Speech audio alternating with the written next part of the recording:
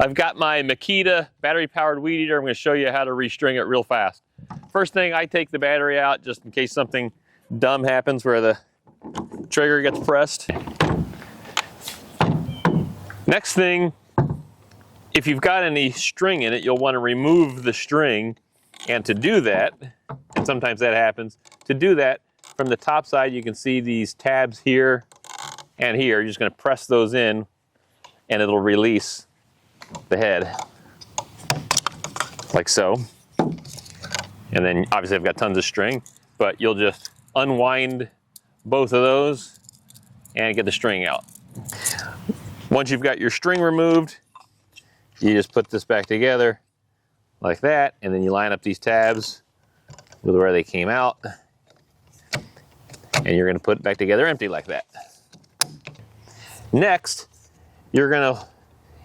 this triangle here is supposed to be an arrow, and you're supposed to line them up like I've got them, but if yours aren't lined up, you're just going to spin it clockwise like that until those are lined up. What that does is it aligns this hole that we can see here with a hole on that inside spool, so that when you take your new replacement section of string and press that through there, it'll come out the other side like that.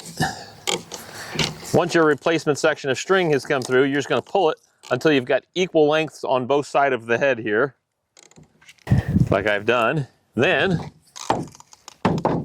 you're simply going to spin this. You hold with your left hand, hold the bottom piece, and then with your other hand, turn it clockwise, the direction of those arrows. And by turning that,